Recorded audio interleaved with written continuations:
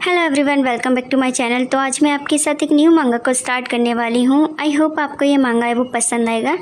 तो ये एक वैम्पायर और एक नॉर्मल से ह्यूमन के बीच की लव स्टोरी होने वाली है। जैसी भी लगे प्लीज़ कमेंट करके अपना ओपिनियन ज़रूर शेयर करना कि आपको कैसा लगा, और वीडियो को हाइट लाइक करना बिल्कुल मत भूलना। तो बिना किसी देरी के स्टार्ट करते हैं इस न्यू मांगा के एक्सप्लेनेशन को। तो स्टार्टिंग में हमें एक घर का सीन दिखाया जाता है जो कि काफ़ी लग्जरियस होता है और काफ़ी शानदार घर होता है। काफ़ी अच्छा माहौल होता है, उस घर के आसपास का शानदार घर होता है। फिर उसके घर के सीन में हमें कमरे में एक लड़के को दिखाया जाता है जो कि टक टक कर रहा होता है अपनी फिंगर्स के उससे। और वहाँ पे कोई ओल्ड मैन आता है जो कि यहाँ का बटलर होगा, जो कि कहता है मास्टर। तो ये हमारा फर्स्ट लीड है जो कि है बॉटम आई थिंक इस स्टोरी का। तो ये इससे ना जो बटलर है वो कहता है कि मास्टर क्या आप जल्दी ही जाएंगे।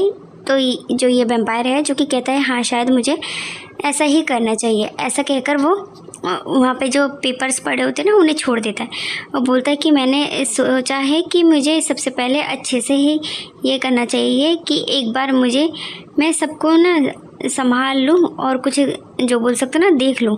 फिर ऐसा कहकर वो चीज़ों को जो नीचे होता है ना उन्हें छोड़ देता है और फिर उन चीज़ों को देखने लगता है। और फिर वैम्पायर को दिखाया जाता है जो कि बैठा होता है, बोलता है क्योंकि महल ने अपने जो आदेश हैं वे जारी कर दिए हैं। किसी प्रकार का आदेश है जो कि जारी कर दिया गया है, तो इस वैम्पायर के लिए भी शायद से होगा।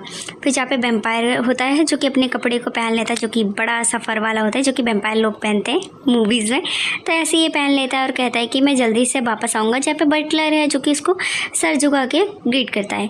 फिर उसके बाद हमें एक बाजार का सीन दिखाया जाता है जहाँ पे जो बोल सकते हैं ना ये जुए की तरह होता है, एक डाइस वाला गेम है, खेल रहे होते हैं। बोलते हैं हे भगवान, क्या कोई ऐसा मूर्ख भी हो सकता है व्यक्ति जिसने कि अपनी पूरी संपत्ति खेल में हार दिया है और जुए में अपना सब कुछ दाव पे लगा के हार चुका है। फिर हमें एक लड़के को दिखाया जाता है जो कि बैठा होता है, थोड़ा ओल्ड सा मैन लग रहा होता है। बोलते हैं ये वही है जो कि अपनी जो पूरी संपत्ति हार चुका है। बोलता है भिखारी बैठा है सामने और कहता है उसने केवल अपनी जो पूरी संपत्ति और ये सब नहीं हारा है, बल्कि इसके जुए के कारण वह अपनी जो बोल सकते हैं ना पत्नी को भी मतलब हार गया। मतलब एक तरह से उसके जो जुए में हार गए तो उसकी पत्नी भी उसको छोड़कर चली गई, लेकिन उस बंदे ने जुआ खेलना जारी रखा।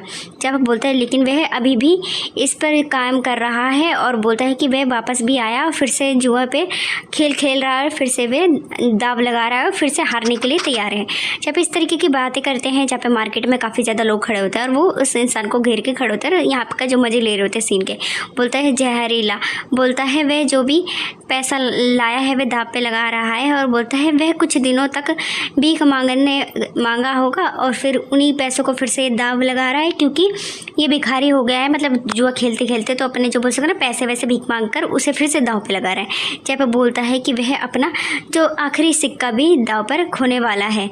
जहाँ पर वो लड़का होता है अपनी कैप को ऊँचा करता है और फिर वो डाइस वाले को दिखता है, जहाँ पर वो डाइस वाला घुमाता है और बोलता है कि चलो हो गया है। जो उसका डाइस होता है ना वो सेट कर लिया होता है उसने, और फिर वो स्माइल करता है, बोलता है कि चलो बताओ। बोलता है यदि आपने इसके स्थान पर सही अनुमान लगा लेते हैं तो मैं आपको जो भी आपने दिया है ना उसकी दुगनी राशि है वह आपको दूंगा। आप दुगनी राशि है वे जीत जाएंगे, मतलब जितना पैसा लगाया उससे डबल पे जीत जाओगे आप। इस तरीके की बातें कहता है और वो स्माइल करके उसे दिखता है। बोलता है यद्यपि आपने संख्या भी सही बता दी तो शायद आप अपनी जो शर्त पे 10 गुना भी अधिक मिल सकता है। तो वो जो भी डाइस होते हैं उनके नंबर उनके सेट जो भी होता है वो उनसे पूछता है कि चलो आप इस दाव का बताओ जिससे कि आप पैसे है वो जीत सको। जब पे जो भिखारी टाइप में बैठा होता है लड़का, वो उसका हाथ काँप रहा होता है। बोलता है कि महोदय आपने अपनी जो पूरी बचत है वह यहाँ पर दाव पे लगा दी गई है। और ऐसा कहते हैं उससे कि तुमने अपना पूरा दाव पे लगाया, तो अब जो गेस्ट है वो सही करना कि तुम सही से सोचना। जहाँ पर बोलता है क्या आप इससे के बारे में सोच लिए हैं। बोलता है कि आखिरकार बताइए और अपना जो इनाम है वो पाइए। ऐसा कहकर वो उससे कहता है कि चलो जल्दी से अब मुझे ये है वो बता दो। बोलता है कि पास है केंद्र में। बोलते हैं कि पास हैं वो केंद्र में है, और जहाँ पे वो डब्बे पे लड़का है वो हाथ रखता है। बोलता है कि और लड़का पूछता है तो फिर बताओ संख्या क्या है। जहाँ पर वो कुछ सोचता है और बोलता है कि संख्या, और फिर हमें डाइस में दिखाया जाता है जो कि 6 होता है। तो बोलता है कि 6 मतलब 6 संख्या है। जहाँ पे वो लड़का है बोलता है कि बोलता है कि यार आज मुझे अपना काम है वो बहुत ही ज़्यादा जल्दी निपटाना पड़ेगा। यहाँ पे थोड़ा ट्रॉमेटिक बनते हुए लड़का है जो कि बातें कहने लगता है कि आज मुझे अपना काम है वो काफ़ी जल्दी निपटाना पड़ेगा। फिर उसी के साइड भीड़ में हमें दिखाई जाता है हमारे क्यूट से वैम्पायर को, जो कि बोलता है कि मुझे विश्वास नहीं हो रहा ये वही है, सही है। बोलता है कि वाह क्या बात है, मतलब ये जो इंसान था जिसने कि अपना पूरा संपत्ति हार गया था वो इस दाव पे मतलब आई थिंक वो यहाँ पे जीत गया होता है। क्या आप बोलते हैं शायद ये है हमारी जो सोच थी उससे भी आसान था, मतलब जो हमने सोचा था ये उससे भी ज़्यादा ठीक निकला और वो जीत गया।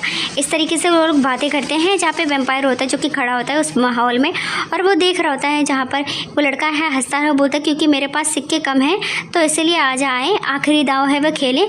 तो बताइए अगला ग्राहक कौन होगा, मतलब जो उसके पास सिक्के कम है तो आखिरी दाव है खेलने वाले हैं, तो बताइए अगला ग्राहक कौन होगा। जहाँ पर वो उससे पूछता है भीड़ में से कि अगला दाव है वो कौन खेलने वाला है। ऐसा कहकर वो स्माइल करके सभी लोगों को देखने लगता है जो कि वहाँ पे खेलने के लिए आए होते हैं। तभी जो वैम्पायर है वो देख रहा होता है, बोलता है कि ओ अगला ग्राहक कौन है। बोलता है क्या ओ आप हैं। बोलता है कि स्वागत है सर आपका। जहाँ पर वो स्वागत करता है यहाँ पर जो वैम्पायर है वो खेलने वाला होता है। बोलता है आप क्या मतलब क्या दाव पे लगाना चाहते हैं। जहाँ पर उसके कंधे पे जो कोई हाथ है वो रखता है, बोलता है कि संख्या 5 स्वर्ण की सिक्के हैं वो लगाई जाएगी। और बोलते हैं ओ अरे को बोलता है कि बहुत ही बहादुर हो आप, बहुत ही ज़्यादा अच्छे हो कि आप 5 सोने के सिक्के लगाने वाले हो। मतलब यहाँ पे दाव पे 5 सोने के सिक्के लगाने वाला है वैम्पायर जो कि अब जो खेलने वाला है। जहाँ पे उसके कंधे पे कोई हाथ रखता है, बोलता है कि रुकिए महोदय।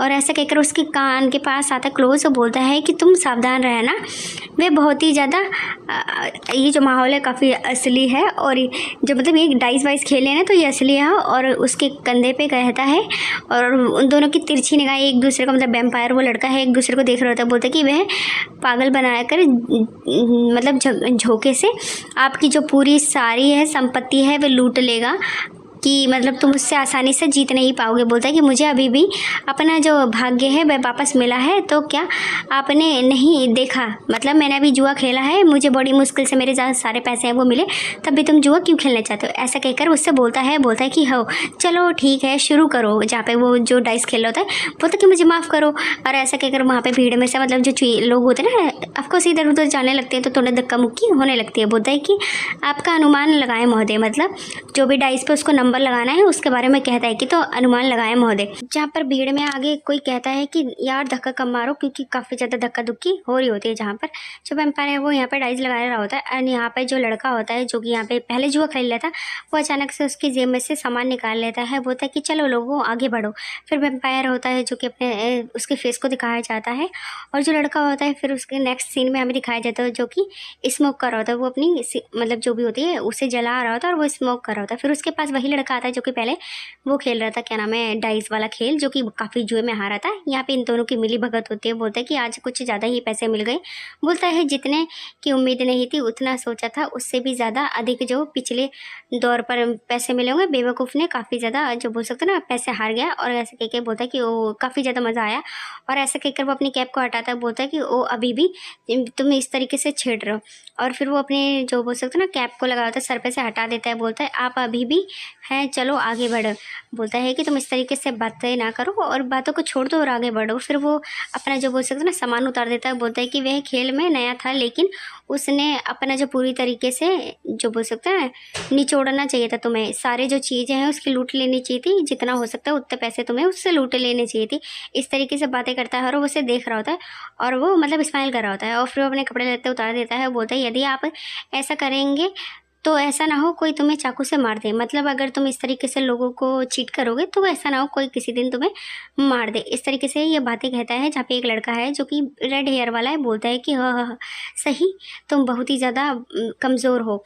इस तरीके से कहता है। बोलता है तुम ही हो जिससे कि अपनी जो जवान है वो साफ़ कर लेनी चाहिए, तुम इस तरीके से बातें हैं वो कैसी कर सकते हो, कोई बात नहीं, मतलब बकवास ना करो। इस तरीके से बातें कहता है। फिर जो हमारा सेकंड लीड है इसका नाम नहीं है अभी फ़िलहाल में, जब वो बोलता है कि वैसे क्या पता चला कि जो गुमराह बनाना के लिए क्या ज़्यादा उत्पत्ति होनी चाहिए। बोलते हैं कि बस पैसा पकड़ना चाहिए। बोलते कि और उससे भी ज़्यादा कुछ भी नहीं है। और ऐसा करके स्माइल करता है और उसके हाथ में एक में वॉलेट होता है जिसमें पैसे होते हैं। बोलते कि तुम हरामी।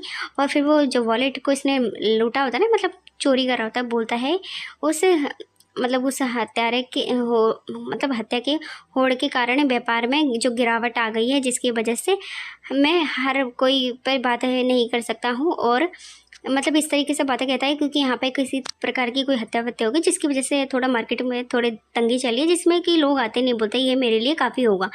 जहाँ पर वो उसको निकालता है, उसमें सामान के साथ में एक रेड कलर की बोतल होती है जिसमें कि आई थिंक ब्लड होता है वेम्पायर के लिए।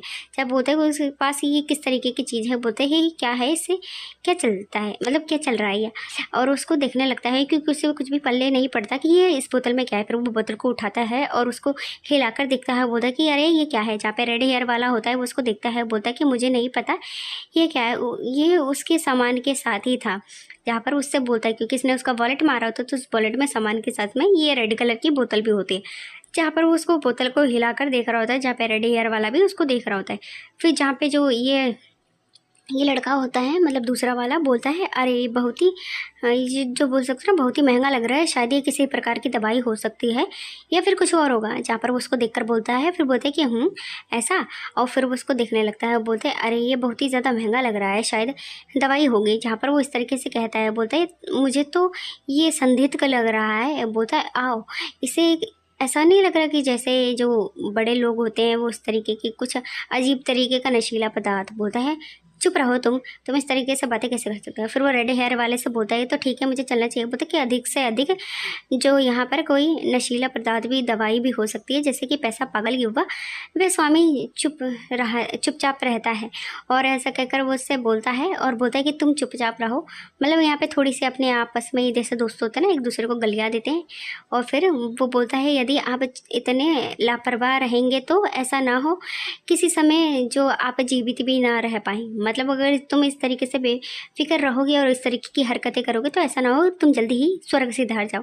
जहाँ पे इस तरीके से उसे टोन कसता है, बोलता है यदि आप लंबी आयु चाहते हैं तो बेहतर होगा कि आप इतना जो घमंड ना पाले और अपना जो घमंड है उसे बंद कर दें।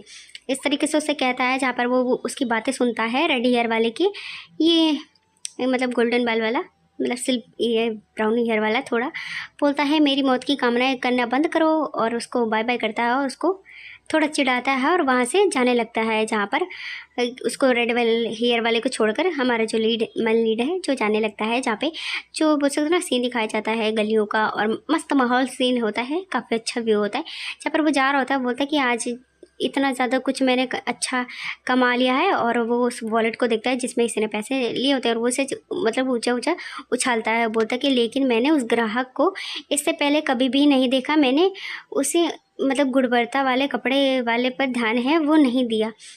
और ऐसा कहता है। फिर हमें वेम्पायर को दिखाया जाता है जो कि ब्लैक स्मोक में होता है। फिर उसके आगे में बोलता है हालांकि वह बहुत ही महत्वपूर्ण व्यक्ति तो नहीं लग रहा था, लेकिन इसीलिए ठीक होना चाहिए, मतलब कोई महत्वपूर्ण व्यक्ति नहीं होना चाहिए क्योंकि इसने उसका वॉलेट मारा है, तो इसलिए ये थोड़ा सोचता है। फिर वो बोलता है कि ना ही वो महत्वपूर्ण व्यक्ति नहीं होगा। फिर ऐसा कहकर वो उसे जाने लगता है। बोलता है मुझे लगता है कि राज्य में जो खबरें हैं वो स्थिति हैं कभी कभी मेरे पक्ष में काम कर देती हैं।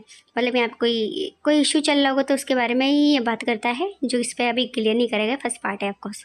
तो जहाँ पर ये सारी बातें सोचता है और वो उसे देखकर काफ़ी स्माइल करता है। बोलता कि और कभी एक जो छोटा सा बेरोजगार को कपड़े पहनने का में समय भी नहीं मिल पाता। और इस तरीके से कहता है। फिर उसकी आंखें अचानक से चौड़ी जाती है, उसके कानों में कुछ अजीब सी आवाज़ आती है, जिससे कि ऐसा महसूस होता है कि कोई उसका पीछे कर रहा है। जहाँ पर वो चल रहा होता है वो थोड़ा सा डर जाता है और बोलता है क्या कोई मेरे पीछे है।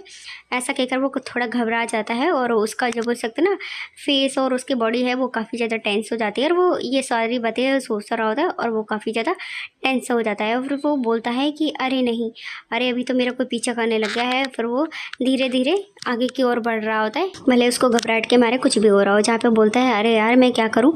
और फिर थोड़ा सा उसे महसूस होता है, बोलता है कि अरे नहीं उसके पास चाकू है, ऐसा नहीं हो सकता कि ये इस तरीके का माहौल है वो क्यों है, वो ऐसा हो सकता है कि वह बस जा रहा हो। बोलते खैर।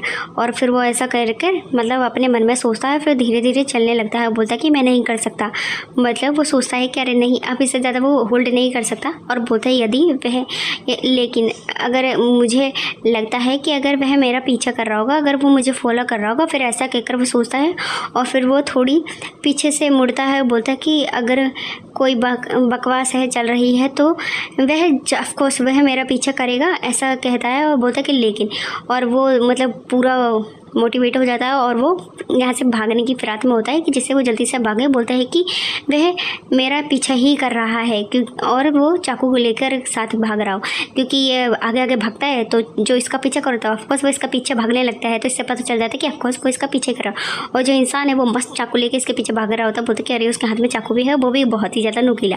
जहाँ पर वो इस तरीके की बात से सोचता है और वो फुल स्पीड से भाग रहा होता है और उसके पीछे वो हत्यारा भाग रहा होता है। बोलते अरे क्या है, बोलते कि वह है हत्यारा, और फिर वो ऐसा कहकर भाग रहा होता है और उसके पीछे हत्यारा भाग रहा होता है और फिर अचानक से हत्यारा उस पर हमला करने वाला होता है। बोलता है कि अरे नहीं मैं तो फंस गया, और वो अपने मन में सोचता है कि अरे आज तो गया, आज तो निपट ही गया मैं।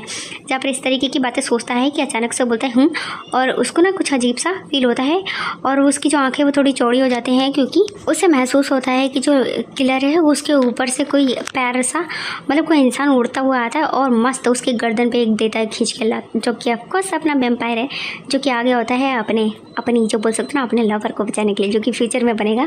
जहाँ पे बोलता है ये व्यक्ति, और ऐसे कहकर वो थोड़ा टेंस होता है, अभी तो मारने ही वाला था लेकिन अभी बच गए वो।